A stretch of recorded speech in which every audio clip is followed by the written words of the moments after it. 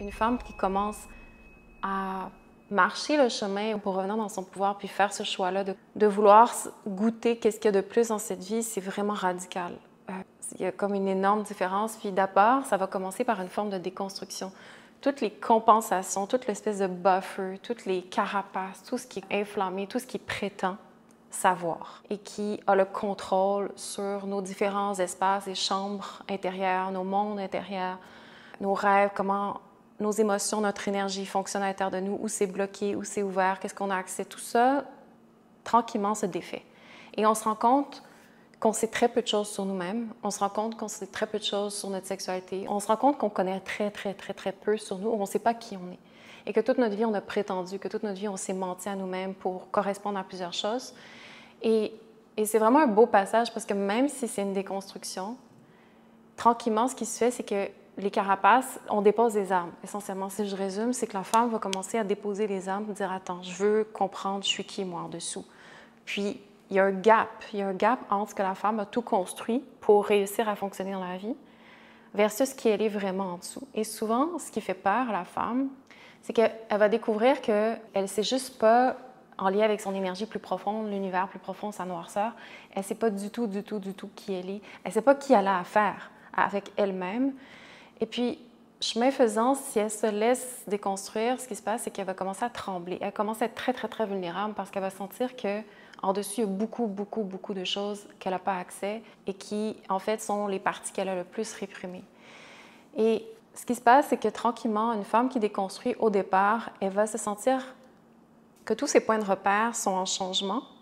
Si elle n'a pas peur dans cet espace où est-ce que la vie va la remettre en question profondément dans tout ce qu'elle sait et qu'elle, tranquillement, elle a confiance dans le fait qu'elle s'en va vers l'inconnu, si elle a confiance que c'est un processus comme ça qui l'attend, alors c'est comme si la femme, il faut qu'elle devienne responsable du fait que tout ce qu'elle n'a pas pris soin avant va venir à la surface.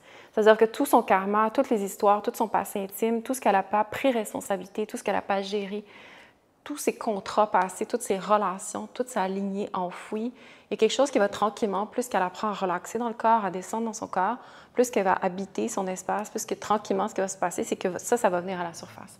Donc, il y a un chaos qui va prendre place. Et quand on est dans le monde de la nature ou quand on apprend à revenir à l'intérieur de soi, le chaos, c'est la chose la plus importante qu'une femme doit renouer. Et soit on a peur du noir, on a peur du chaos, on a peur de ce qui n'est pas clair, on a peur de l'inconnu, on a peur de ce qui est nébuleux, on a peur de sentir les nouvelles énergies à l'intérieur de nous. Et vraiment, c'est ça que la femme a le plus peur, c'est de trop sentir qui elle est, de sentir la vérité de son monde intérieur. Et ça, c'est ce que je découvre avec toutes les femmes.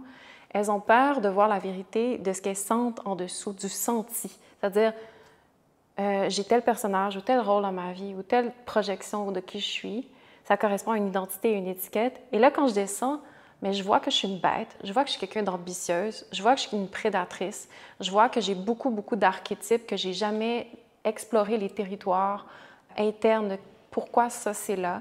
Je réalise que malgré les apparences de fille gentille, de douceur, de sweetness en dessous, il y a toutes sortes de créatures qui habitent là. Il y a toute la lignée de la femme, donc il y a des femmes très territoriales. OK, pourquoi je suis profondément et radicalement territoriale? Pourquoi je suis profondément jalouse? Pourquoi je ne peux pas supporter ça? Pourquoi je deviens extrêmement genre killer ou intransigeante quand telle situation se passe? Pourquoi je commence à faire des rêves, à faire des projections? Pourquoi je commence à manipuler? Pourquoi? C'est vraiment intéressant. C'est comme de descendre dans nos peurs les plus viscérales. Ça nous dit beaucoup sur notre énergie sexuelle et ça nous dit beaucoup sur nos mécanismes de survie et qu'est-ce qu'on cherche à protéger et de quoi on a vraiment peur. Et quand une femme ose aller là, en dessous, aller vraiment voir où sont ses peurs les plus profondes, radicalement honnêtes. C'est-à-dire, moi, j'accepte pas qu'il y ait d'autres femmes autour d'un homme, j'accepte pas que, peu importe, la liste peut être longue, il y a autant de peurs qu'il y a de femmes, mais ça n'en dit long sur d'où on vient, qu'est-ce qu'on cherche à protéger et quelles bêtes et créatures vivent en dessous. Et souvent, la femme douce, gentille ou lumineuse, en dessous, elle peut être quelqu'un qui a des ambitions qu'on va dire très dark, mais qui sont absolument comme correctes à avoir, parce qu'il n'y a pas de rien de bien ou de mal, c'est juste qu'est-ce qui est vrai. Je veux découvrir qui je suis dans ma vérité totale et étudier de là comment je peux aligner ça. La raison pourquoi c'est des fois un peu distordu, là je mets beaucoup de quotes en quotes parce que c'est plein de mots galvaudés, mais la seule raison pourquoi on a peur de ça, c'est parce qu'on n'a jamais étudié ces énergies-là à l'intérieur de nous. Donc, la femme qui commence, elle découvre sa vérité primale. Elle découvre elle est qui en dessous. Elle découvre plein de choses que, en fait, elle n'a aucune idée qu'elle était vraiment, bien qu'en dessous, son womb l'a toujours su. Et c'est ça la différence entre la femme qui continue à vivre sa vie normalement, c'est qu'il n'y a pas d'études profondes. Elle va continuer à, disons, cheminer dans un monde, on va dire, relativement d'ignorance. Il y a beaucoup, beaucoup, beaucoup d'aspects d'elle-même qu'elle n'aura pas conscience, mais qui vont passer par en arrière dans sa vie. Elle va subir des conséquences sans comprendre pourquoi, parce que ces choses-là sont tout à fait vivantes. Le monde souterrain, chez la femme, est toujours actif et toujours vivant. Le monde inconscient n'arrête jamais d'exister parce qu'on décide de fermer les yeux. C'est toujours, toujours, toujours ce qui vit à l'intérieur de nous. Donc, quand on veut avoir plus de pouvoir, on veut réclamer ces univers-là inconscients à l'intérieur de nous, qui sont 90% de qui on est, pour en prendre responsabilité puis mieux les aligner à l'intérieur de nous. Fait que c'est pas qu'on veut rejeter des choses, c'est pas qu'on veut condamner des choses. Fait que c'est le voyage qui est un peu difficile pour la femme qui descend quand elle étudie puis elle fait ce chemin-là, c'est parce qu'elle se met à juger qu'est-ce qu'elle va rencontrer. Elle se met à juger qu'elle soit une prédatrice. Elle se met à juger qu'elle va être la reine dans l'espace. Elle va juger parce qu'elle va penser qu'elle n'a pas de valeur ou elle va être confrontée à 1 million de choses. Mais la beauté de ce chemin-là, la force de ce chemin-là, c'est que tu deviens très lucide. Et la lucidité dans ce monde, c'est quelque chose qui est un pouvoir suprême parce que tout le monde vit aveugle à eux-mêmes. Tout le monde fonctionne avec des petites parties, des petits compartiments. On va présenter telle facette, se dire « Ah, tiens, si je me présente d'une façon beaucoup plus sweet et douce à cet homme-là ou devant mon employeur, devant telle situation, je vais avoir ce que j'ai besoin. J'ai pas besoin de présenter les autres choses. Ils n'ont pas besoin de savoir je suis qui, etc. » Fait qu'on on s'ajuste, on présente ce dont on a besoin de présenter, puis il n'y a pas de mal à ça. Mais quand on veut être vraiment dans notre pouvoir en tant que femme, c'est-à-dire je dois m'engager pour aller réclamer toutes ces parties-là à l'intérieur de moi. Et la femme qui fait ce chemin-là, donc son lifestyle, c'est vraiment d'étudier la vie. C'est d'aller à l'école de la femme pour étudier elle est qui dans sa nature profonde et d'assumer ces énergies-là. Fait qu'elle doit apprendre à aller dans un chaos, où est-ce que les repères vont se défaire pour en refaire d'autres qui sont plus puissants, qui sont plus stables, qui sont plus ancrés, qui vont lui donner tout de qui elle est véritablement. Si elle veut comprendre sa nature profonde, d'où elle vient, qu'est-ce qu'elle a redonné aux ancêtres tout en actualisant qui elle est, toutes les réponses les plus profondes à son karma, petit à petit, vont être répondues.